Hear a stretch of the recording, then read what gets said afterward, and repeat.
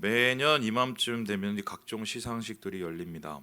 그 중에 여러 가지가 있지만 제일 관심 끄는 게 뭡니까? 저는 개인적으로 연기 대상이 아닐까 싶은데 이번에 볼 수가 없죠. 왜냐면 말씀 준비해야 되니까. 근데 기사를 이번에 특별히 챙겨보고 나중에 영상을 봤습니다. 그랬더니 이 두 분이 받으셨더만요. 보여주시죠. KBS는 최수종 씨가 받으시고 MBC는 누구죠? 저 남궁민 씨가 받으셨습니다. 제가 특별히 최수종 씨 인터뷰를 보고 되게 놀랐습니다. 다 모든 게 하나님의 은혜라고 그 자리에서 고백하는 걸 보고 막 눈물을 흘리신 때, 야, 이분이 장로가 맞구나. 제가 그걸 느꼈어요. 근데 여러분 그거 아십니까? 이 두 분의 공통점이 있습니다. 그거 아세요? 하이틴 스타였다는 거, 아니면 두 분 다 사극에 자주 나온다는 것, 여러 가지가 있지만 이번에 특별히 이분들이 상을 받은 드라마가요, 다름 아니라 전쟁을 다룬 드라마였다는 겁니다. 여러분 지금은 사실 이 전쟁 드라마가 인기를 끌 수밖에 없습니다. 왜냐하면 우리가 살고 있는 지금 이 시대가 참 안타까운 얘기지만 전쟁 전성 시대라도 해도 과언이 아니잖아요. 한 곳에서 나오니 그 두 곳에서 지금 전쟁들이 일어나고 있습니다.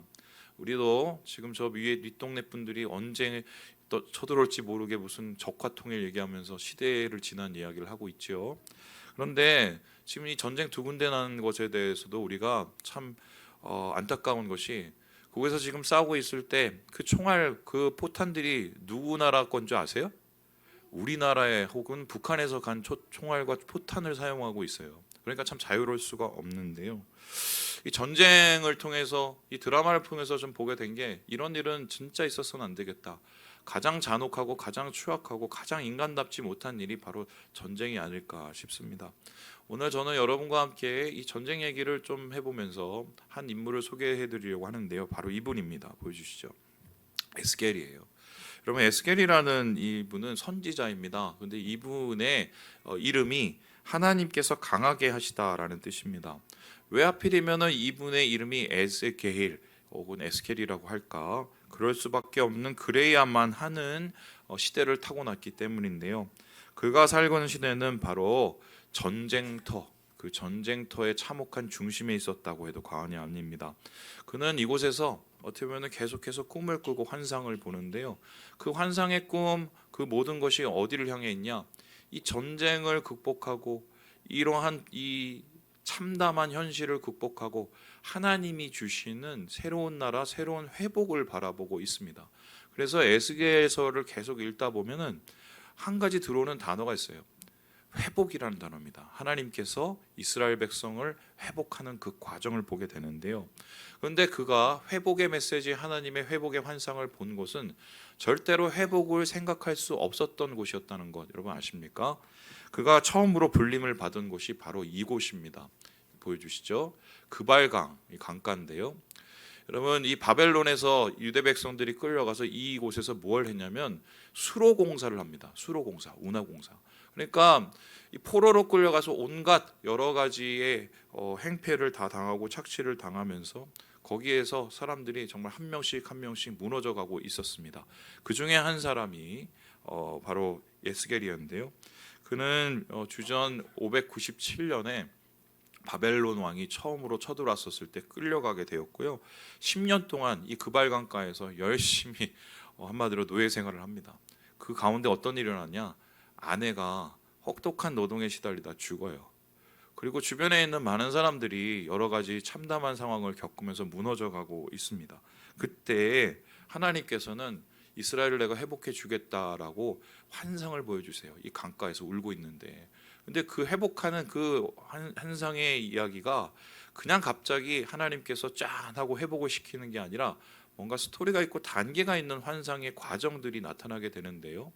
36장부터는 세 번째 환상이 보이는데, 하나님께서 에스겔을 통해서 어떻게 앞으로 이스라엘을 회복시킬 건지 그 로드맵을 보여주세요. 그 모습은 다음과 같습니다. 이 회복의 프로세스라고 할 수 있는데, 이 첫 번째는요, 먼저 하나님께서 영을 회복시켜 주시겠다고 36장 얘기합니다. 영이라는 게 뭡니까? 우리의 마음을 얘기할 수 있죠. 그러니까 뭐든지 어느 곳에서 회복의 역사가 있으려면 무엇부터 회복이 돼야 됩니까? 마음이 변하지 않으면 회복이 안 일어나는데요. 주님께서 새 영과 새 마음을 이스라엘에게 부어주시겠다고 말씀을 합니다. 그리고는 이어서 주님께서 육을 회복시켜 주시겠다고 얘기합니다. 우리 잘 아는 이 마른 뼈의 골짜기 이 환상인 거죠. 마른 뼈가 전혀 살 수 있는 희망과 생명이 전혀 없는데 그곳 속에서 하나님께서 생기를 주셔서 큰 군대를 만드는 이 현상, 이것은 육의 회복이자 동시에 삶의 회복을 뜻합니다. 마음이 회복되고 하나님께서 삶을 회복해 주시는데요, 그렇게 삶을 회복하신 이후에, 생활을 회복하신 이후에 하나님께서 궁극적으로 회복하시는 그 다음 단계가 바로 뭡니까?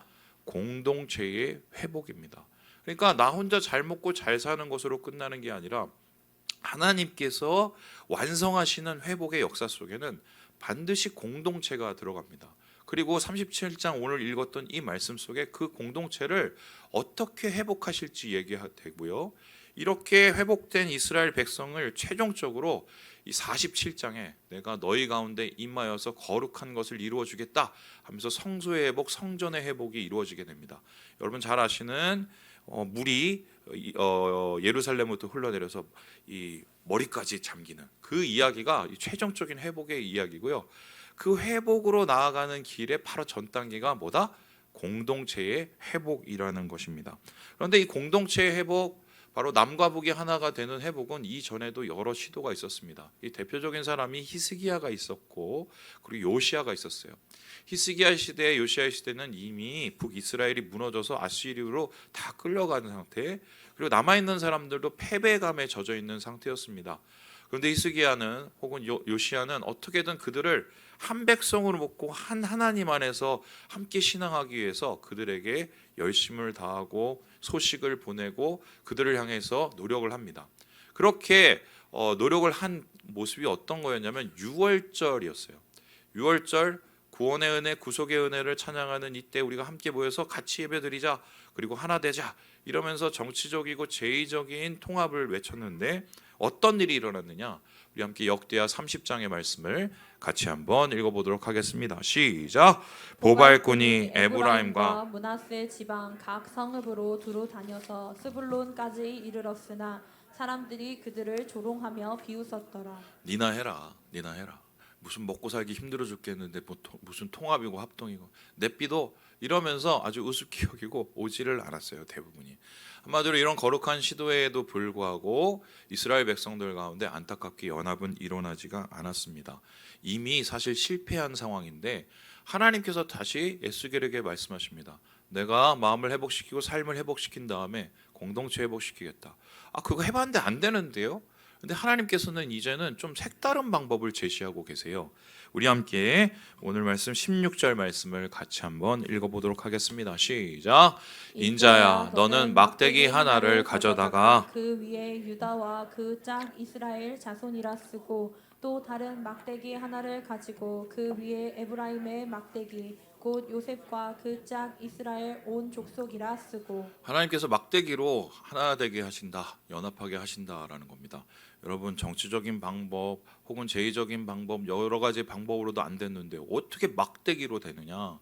도대체 저 막대기 하나로 하나님께서 뭘 하시려는 거냐 궁금하죠. 그런데 하나님께서 이 하시려는, 연합하려는 이 막대기 도대체 어떤 것일까 여러분 궁금하지 않습니까? 먼저 이 막대기라는 이 말의 히브리어를 보면 다음과 같습니다. 에츠예요, 에츠. 근데 이게 사실은요, 막대기가 아니라 그냥 나무를 통칭하는 말입니다. 그래서 나무를 어떻게 잘라 놓든 이게 에츠입니다. 이거 뭘로 만들었습니까?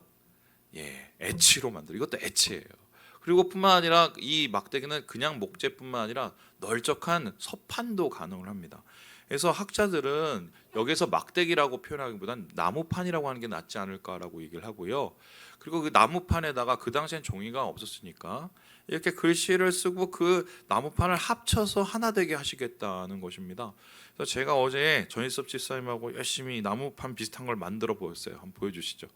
아마 이렇게 되지 않았을까 해서 저것을 가다가 한쪽에는 요셉, 그러니까 북이스라엘을 뜻하는 거죠. 그리고 한쪽에는 유다, 남유다를 뜻해서 양쪽에다가 그렇게 쓰고 그 짝 연합한 사람들, 한마디로 하나님 안에서 하나가 될 사람들 이스라엘, 이렇게 쓰라고 얘기를 했습니다.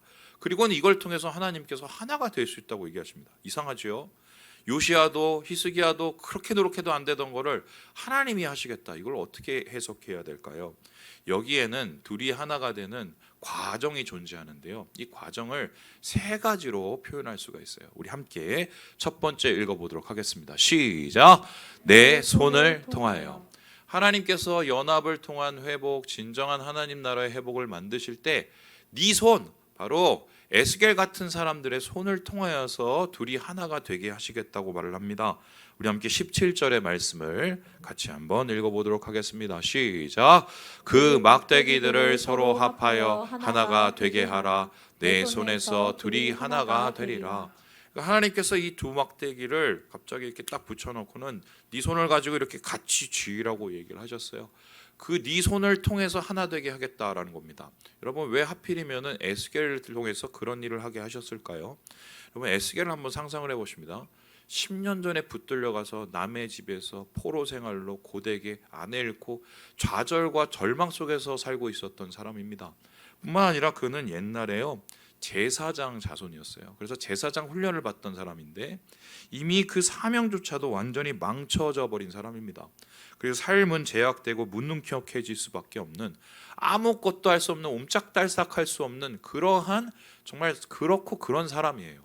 근데 이런 사람이 도대체 어떻게 하나님의 회복과 하나님의 연합을 이룰 수 있을까? 바로 이것이 하나님이 뜻하시는 바인데요. 하나님께서는 하나님의 일을 이루실 때 능력 있는 사람들을 통해서 이루시는 게 아니에요. 하나님께서는 하나님의 회복을 이루실 때 자격이 있는 사람을 통해서 이루시는 게 아닙니다. 주님이 보시는 건 어떤 사람이냐?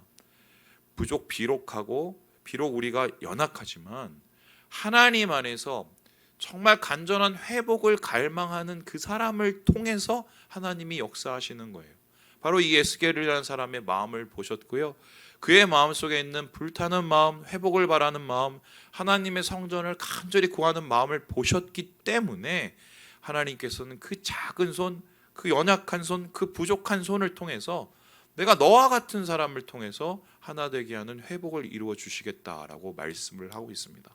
두 번째, 하나님께서는 둘이 하나 되는 과정을 이렇게 얘기하시는데요. 우리 같이 한번 읽어보겠습니다. 시작. 하나님 손으로.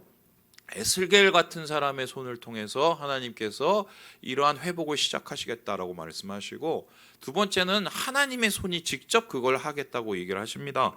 우리 함께 19절의 말씀을 같이 한번 읽어보도록 하겠습니다. 시작.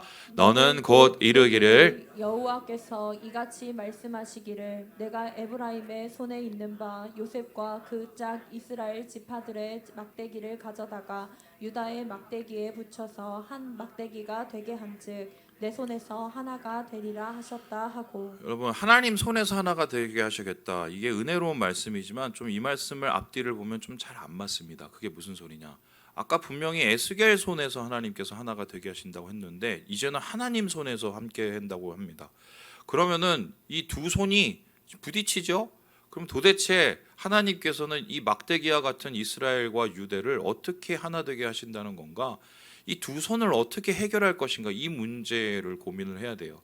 그래서 제가 여러 가지 신학적인 답을 여러분에게 말씀드리는 것보다 실제적으로 눈으로 보여드리려고 합니다.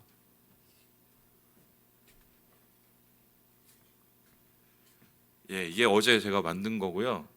밤에 콩기름을 발랐습니다. 근데 발랐더니 콩기름이 아니라 카놀라유라 좀 시커매졌어요. 한쪽에는 여기 보시는 것 같이 유다라고 쓰였습니다. 한쪽에는 요셉, 에브라임 지파라고 썼습니다. 원래는 하나님께서 에브라임 지파와 유다 지파를 이렇게 서로 맞대고 하나 되게 하시려고 이렇게 하신 거죠. 그런데 하나님의 손은 또 여기서 어떻게 작용할까 애매해지죠. 설명이 필요합니다. 우리 장로님 두 분 잠깐 나오시겠어요? 잠깐 나오세요. 잘 보세요. 우리 장로님이 두 개를 주고 이렇게 딱 해보세요. 자, 손에서 이렇게 붙잡아졌죠? 이렇게 붙잡아졌을 때 하나님께서 이 손을 어떻게 하시냐? 장로님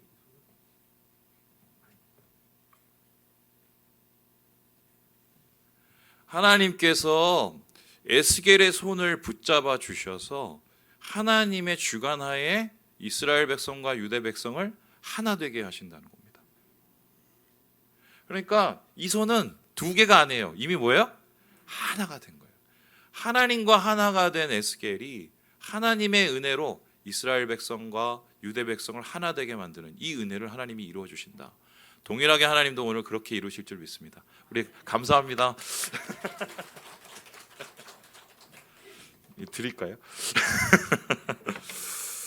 예, 그래서 하나님께서는 이러한 에스겔의 손을 붙잡아 주셔서 그를 통해서 하나님의 회복을 이루어 가겠다, 강한 손으로 붙잡아 주시겠다고 말씀을 하신 거고요. 세 번째로, 그렇다면 하나님께서는 이 둘이 하나 되는 역사를 어떻게 이루어실까요? 실제적인 얘기를 하시는데요. 우리 같이 한번 읽어보도록 하겠습니다. 시작. 예수님 안에서. 하나님께서는 이렇게 회복된 이스라엘 백성들이 통치가 어떻게 이루어지고 나라가 어떻게 이루어질지를 이렇게 설명하고 계시는데요. 우리 함께 24절의 말씀을 같이 한번 읽어보도록 하겠습니다. 시작. 내 종 다윗이 그들의 왕이 되리니 그들 모두에게 한 목자가 있었을 것이라. 그들이 내 규례를 준수하고 내 율례를 지켜 행하며. 이렇게 둘이 하나가 될 백성들을 앞으로 어떻게 하겠느냐? 내 종 다윗, 한 왕과 한 목자를 통해서 그 나라를 이루어 가겠다라고 말씀을 하십니다. 그런데 그 한 나라와 한 목자를 이루는 그 사람은 바로 다윗과 같은 사람이라고 얘기를 합니다. 그래서 이스라엘 백성들은 에스겔이 말했던 이 예언을 가지고 고민을 하기 시작했어요. 나중에 다시 예루살렘으로 돌아갔었을 때 누가 우리의 회복을 시킬 하나가 되게 할 다윗일까라고 고민을 했어요. 그런데 그들을 이끌어온 사람이 누구였냐면 스룹바벨이라는 사람이었습니다. 스룹바벨은 참고로 유다 지파였고요, 다윗 왕의 자손이었어요.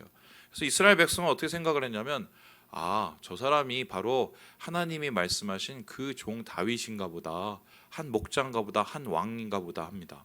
그런데 얼마 지나지 않아서 스룹바벨이 사라집니다, 역사 속에서. 그리고 하나님의 나라도 제대로 하나가 되지 못해요. 하나님께서 주실 그 다윗은 그렇다면 누구인가? 여기에 대해서 크리스토퍼 라이트 교수는 이렇게 얘기를 하고 있는데요. 제가 한번 읽어보도록 하겠습니다. 에스겔의 예언은 문자적인 의미에서 그렇게 회복되지는 않았다. 아수르의 멸망당해서 흩어진 북왕국 지파들이 진짜로 예루살렘으로 돌아온 것은 결코 아니었다.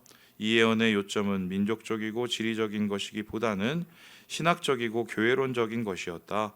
그리스도의 십자가로 연합하고 하나님 안에서 하나 된 새로운 백성이다.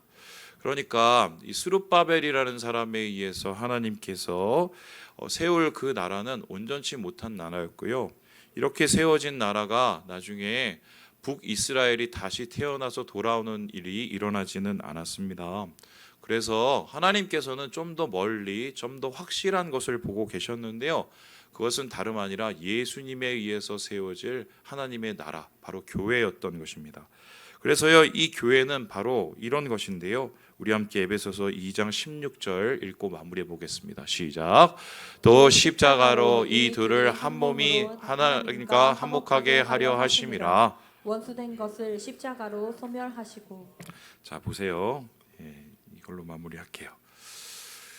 두 개를 통해서 하나님께서 세우시고 그것을 하나 되게 만들어 주셨습니다. 그리고 그 하나가 된 것을 하나님께서 위에 손을 잡으셨어요.